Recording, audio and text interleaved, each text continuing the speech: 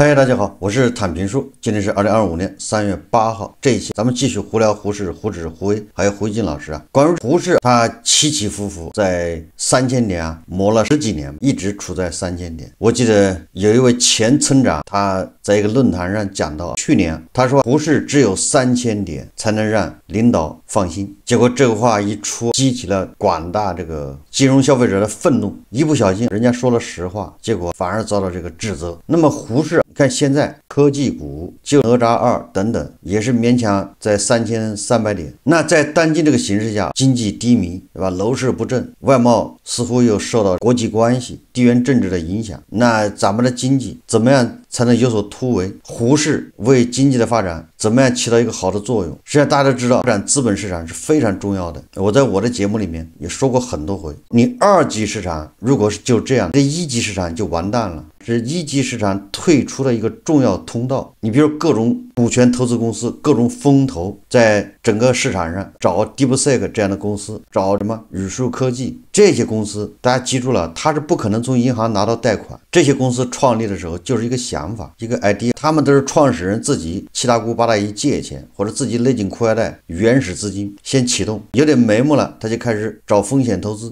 风险投资觉得你这个项目还不错，听起来像那么回事，我给你投个500万、1000万。那人家为什么给他投500、1000呢？是因为他觉得这公司未来前途无量。那这投了500、1000的人怎么办？他是指望着，他不是说我就一辈子做你股东，拿你的钱，没有的。股权投资都是指望着，要么你这公司被马云、马化腾或者抖音给你收购了，一收购那个估值涨10倍，我这个投了1000万，我就赚了9000万，类似这个意思。要么你就上市，上市就是在纳斯达克、在港股或者在 A 股或者在新加坡上市，我也能退出。国内的企业恐怕主要在胡适上市啊。那么一个企业从它初创到它真正的 IPO， 这中间要几轮融资，也就是越来越多的人把钱往里放，股权投资，那都等着在胡适 IPO 退出。你看看，因为有大量的人做股权投资，所以科技行业，所以创业方兴未艾，股权投资人越多，市场上钱越多，创业的人就越多，容易拿到钱，大家容易愿意去创业。二级市场退出方便，那么一级市场钱就多，你看是不是正向循环？那现在你看二级市场就是咱们的胡适 IPO 暂停，或者是象征性的开个口子。一级市场很多已经投下去的股权投资没有办法实现退出，那一级市场钱也是从投资人那儿融来的，募集来的，你到期你给人家没办法兑付，是不是就出问题了？那么一级市场就没人投你所谓的科技创新啊，人工智能，那都是扯淡，没有钱，没有粮草，哪有什么创新？所以你看，我把这道理讲了。二级市场作为整个的经济命脉里面的一个重要的一环，市场经济非常重要。那为什么我们一直在3000点徘徊？咱们资本市场该怎么办？刘继鹏教授他发了一个视频，是他本人在一个论坛上讲的，叫增重资本，堵住漏洞，争取跃上4000点。大家看视频。最后一个话题呢，因为很多在座的企业里边有些是上市公司，所以他们说希望能听你讲讲中国股市，所以我把这部分题目就定为股市能否引领中国走出困境。实际上今天中国要纲举目张，什么是纲？我认为尊重资本、振兴股市就是纲，这是我们扭转经济下行的一剂良药，也是不二的选择。尊重资本就是要稳定大家的信心啊，对党中央、国务院要有信任感啊。前2天总书记接见民营企业家，我们资本市场上没有做出积极的反应。就中国来看，制造业跟金融业相比，金融业太弱了。制造业我们全方位在全世界体系完整，门类齐全，但是金融呢，始终是在旧体制里徘徊。40年的改革就没有动金融，唯一诞生了一本金融。股市还是弱不禁风，所以我们不仅要发展制造业、金融业，要和我们的大国地位相匹配。金融不仅仅是为实体经济服务的，关键得调过来。谁说金融服务业？金融是提高人们财产性收入的重要领域。在国际分工中，金融强大了，才能去占领有利的态势，让国民能够迅速地富起来。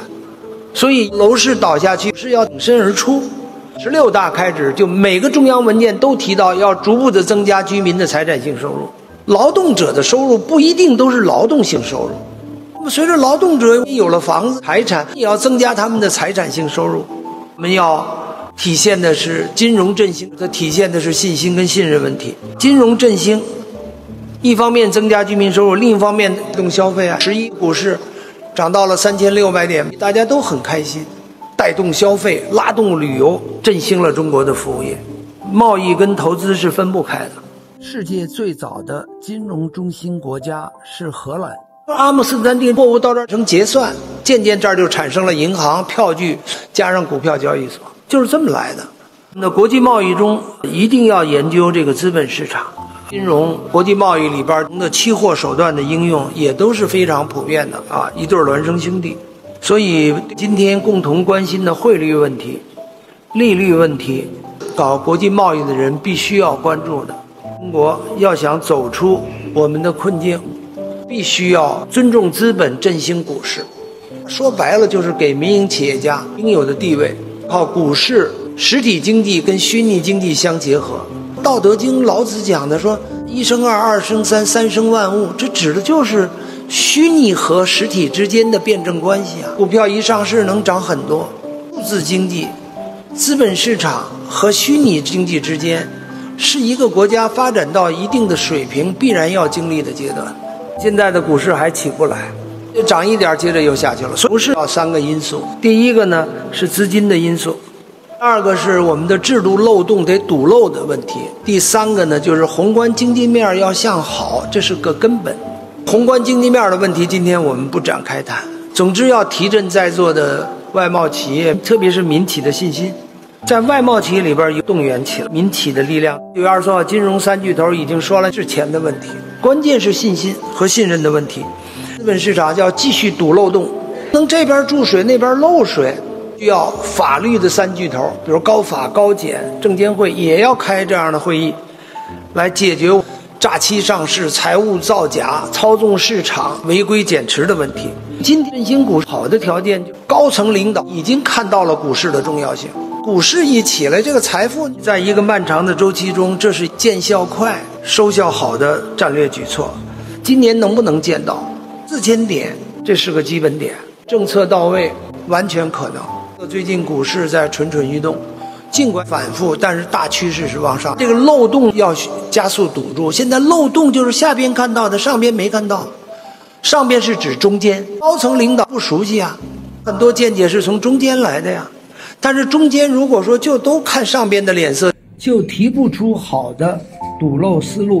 4000点是合理的，市盈率30倍，美国今天也是30倍啊。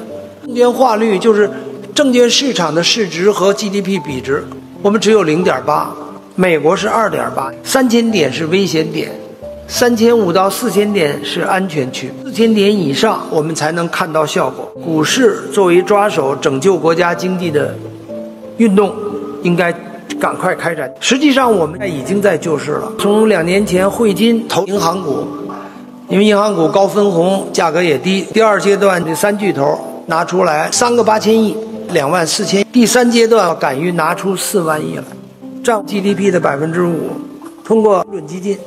其实国家队入市很少有赔钱，那都是在最低的时候。这个事不要犹豫，只能成功啊，不能失败，已经没有退路。坚持制度改革，堵住漏洞。最近研究的话题，一个呢就是中国的一股独大现象，这个世界股市没有。2022年一年上了522家，去年才上了90多家。误解注册制，是乱七八糟的企业都往上堆，大股东平均持股率53%。其实上市公司大股东30%就可以了，你精力要放在办好上市公司，而不是减持上。这53到30之间，这23这个成本谁付啊？5300家企业都是这种情况，消耗多大资金啊？钱没有用到上市公司做大做强振兴中国经济上，而是大股东拿着3-5毛钱的股票赚取 IPO 30-50块钱的股票到了自己腰包，这都流失了。解决就是要新老划断，新上市的企业第一大股东就只能持有33到30%，像那些基金减持，全基金也就能带起来了。现在基金也非常困难，分红不达到你 IPO 集资的总额不能减持，这是国际律。还要预设一个可流通底价，要提前告诉大家在什么样的价格上你才减持。这个价格一定要高于现价。解放你股民放了，大股东还有个第二类限制性期权，深圳的创业板 2.0 到上交所的科创板，都有给他们企业里边的高管以5折的优惠拿到了市场上兑现，90%的企业都在搞对高管5折优惠，10块钱股票5块钱买。虽然利润也限制，但是没有人监督啊。仗着我刚刚完成 IPO 把这利润实现，国外的期权最高管拿最低的现价的5%，怎么能够5折，甚至还有3折的就拿到？发的问题是漏洞非常大的。现在大家都采用增发，还有一个量化交易，股市老反复，昨天涨，今天又跌，量化交易。梁文峰这个 DeepSeek 搞之后，人们就忽视了钱从哪儿来，实际上也是资本市场股民给他做的贡献啊，量化交易。其实很成功啊，小鱼苗的一网都打了，过网之后捞不着鱼了。你现在交易额也都上来了，每天都是16000亿，最高到过3万亿。量化基金原来是高频量化，每秒钟300次以上，现在299次也没人管。包括协议减持的问题，限售股国家规定不能流动，这是上交所干的，还说合理合法，最后被吴主席停了。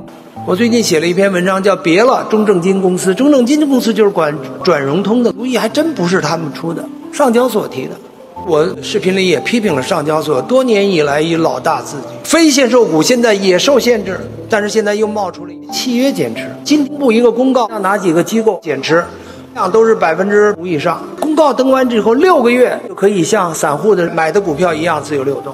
这种契约减持又冒出来了，上有政策，下有对策，漏洞如果不补，股市怎么能起来呢？大家都有个预期啊，我们要用有形之手加速中国资本市场的发展，任务艰巨，需要推出积极的资本政策。长期以来只有宽松的财政政策、稳健的货币政策，现在要正式推出积极的资本政策，尊重资本，振兴股市。把 ABS 票、基金、债券加上瑞士基金都应该纳范畴，国家统筹，把2个交易所的规划要干。总之，政策对头，把这几个点堵住，今年上4000点还是有可能的。大家应该共同努力，朝这个方向奋斗。刘继鹏教授他这个讲座上讲的，除了这个4000点我不置可否之外，我是非常支持他这些观点的，说非得跃上4000点。作为一个股市，它是最讲市场经济的，靠市场去调节。既然市场调节，我们就不能给它设一个具体的目标，说多少点位。那你要设4000点，和这个领导喜欢3000点，某种程度上是一样的，一个意思。无非就是领导原来喜欢3000点，你现在让领导喜欢上4000点，就这意思。所以我觉得你非要说一个具体点位，我不太支持，但是其他的我都非常支持。比如说堵住漏洞，这也是我胡适节目每期都要讲的。为什么这个市场我不愿意参与？因为它有严重的制度漏洞、欺诈善事、财务造假，这个就是典型的你有制度有漏洞导致的，你年年月月都严厉打击，都是什么斩牙带刺，对呀，严监管，但是年年月月都有这样的造假的上市公司，野火烧不尽，春风吹又生，只能说你这个制度有漏洞。当然了，刘继鹏老师还讲了什么减持、量化交易，具体的这些里面，我要跟刘继鹏老师不太一样。什么意思呢？你比如说减持，我们为什么讨厌减持？还不是认为这个股价太高吗？值这个钱，所以大股东他急着要减持，他不是占了便宜吗？这个股价就值2块，他现在5块钱，你说他能不卖吗？着急，他一卖，散户也不愿意啊，这玩意儿得让我先走，你卖我往哪儿卖？那接盘人就这么少，就这么一点。所以说我一直说啊，我们反对讨厌减持，说白了是这个企业不是无有所值，它未来的成长空间很差，它也带不来这么多利润，所以我们反对这个大股东减持。一减持就对我们造成损失，大股东愿意减持。我们反过来说，如果这个企业未来成长还有100倍，它现在利润特别好，每年给股东的回报分红特别多，它能赚钱盈利，那你说这样的企业大股东他舍得减持吗？你拿枪逼他减持，如果大股东真的需要钱套现减持，那散户会蜂拥而上。你看，这把便宜的筹码吐出来，这不是好事吗？这不是造富于民吗？这不是便宜了那些金融消费者吗？所以说啊，减持不是问题，减持背后折射的是这个企业就是个垃圾，它不值钱，所以我们讨厌的减持。这个企业真是个聚宝盆，能够成长成特斯拉或者是叫什么英伟达这样的，或者苹果，那我们都逼着大股东减持。你不减持，金融消费者上哪儿买去？还有增发，对吧？如果你这企业好，你增发，大家都抢着买，对吧？增发现在把股权又多分出一些，大家一起发财嘛。企业既然这么好，那我为什么讨厌增发？跟电池是一样一个逻辑。刘继鹏老师也提到了啊，就是资本市场的目的。我觉得我们现在应该淡化资本市场目的，我们不要说是以为实体经济解决融资难，提高直接融资比例，我们也不要说说这个市场是为了让这个投资者能够获得财产性收入，我觉得都不要提。你提哪个以哪个为目的，还是计划经济、市场经济，什么意思啊？那就是我们把这个规则定好，严格按照规则来，至于有利于实体经济融资还是有利于金融消费者赚钱，那由市场来决定。监管只是管这些市场的透明公开，不能有欺诈。但是我们现在突出的是融资功能，为实体经济解决融资难的问题，提高企业直接融资比例。至于金融消费者，更多的提到是保护，对吧？中小投资者的利益，并没有说让你赚钱在里面发财。很多人连这个最基本的、最起码的概念搞不清楚。我这么一说，看了我这期节目的，对吧？应该对我有了解。就我是希望中国股市能够好起来，彻底的解决它那些顽疾、制度性的缺陷。这些上市公司、垃圾公司全部干脆给它清出去，留下的都是能够为大家带来利润的、有成长空间的，来做一次大扫除。只有达到这种条件，那你才能说这个市场值得参与。我们把我们一部分财产来配置股票，否则你就是赌博。这个我是在我的节目里面不厌其烦的说。当然了，那些妄图企图在这种环境下还想赚钱发财的，他是听不了这样的话的。这个就像扎了他的心窝掏了他的祖坟。我们再看看这个胡锦老师没有高兴几天，脸上的笑容也没有挂多久，现在烦心事来了。我记得我在有一期那个俄乌战争节目里面说了，普京的笑容不会太久。果不其然，这胡锦老师发了个微博说，特朗普北京时间3月7日晚上突然对俄罗斯变脸，一改之前的示好。他在社交媒体上发帖称，犹如俄罗斯正在打击乌克兰，他正强烈考虑对俄罗斯进行大规模制裁以及加征关税，以向其施压，达成最终停火和平协议。我记得这半个月之前吧，胡锦老师还兴高采烈的说，俄罗斯终于熬出来了，因为俄爹跟美国勾肩搭背了，开始特朗普要救普京，所以胡锦老师兴高采烈，俄罗斯熬出来了。这才多长时间？快乐总是短暂的，是吧？这是特朗普这段时间第一次冲俄罗斯咆哮，发出大规模制裁威胁，而且他使用的语气很强烈，显得也很气愤。很显然，他在莫斯科那边碰了钉子，他以为自己对俄罗斯的友好姿态能够全面打动克里姆林宫，但是俄方的态度一直很强硬。他们不仅要求乌方同意让出东部土地，而且强烈拒绝欧洲向战后乌克兰派遣维和部队的主张，这是乌克兰和欧洲的核心诉求。这个胡锦老师已经最起码的人性都没有了，恐怕是不是这2天胡适又反弹了？你说俄罗斯抢了人家领土，已经霸占的部分不还，这个本来就不对了，结果还要求他还没占的那地方让乌军主动的交给他们。胡锦老师认为这个也挺合理。你说为了俄爹，那是残存的一点良心人性都泯灭了，就有点过了。维护俄爹不能这么维护，这样俄爹会膨胀的，俄爹一膨胀就要灭亡。胡锦老师说，为了向乌方施压，俄军还于近期加大战场攻势。7日的报道说俄方实施了新的轰炸，导致乌方平民死伤，而乌克兰的防空武器目前严重不足，美方又宣布暂停对乌援助，这让西方舆论进一步迁怒特朗普，让他觉得很没面子。特朗普一直以为他的交易术法律无边，谁都抵挡不了，所有的牌都在他手里。其实他上一任期里就在朝鲜方向碰了钉子，最终实际没有得到什么。现在他想压俄罗斯也让步，但更难。如果要让乌克兰彻底投降，满足俄方所有要求，这在西方又实在说不过去，他很可能陷入了不愿对外伸张的艰难境地，这让他很恼火。7日发这个帖子，既是向普京施压，也是释放自己的情绪。那胡锦老师到底看好不看好特朗普和普京的合作呢？如果看好，那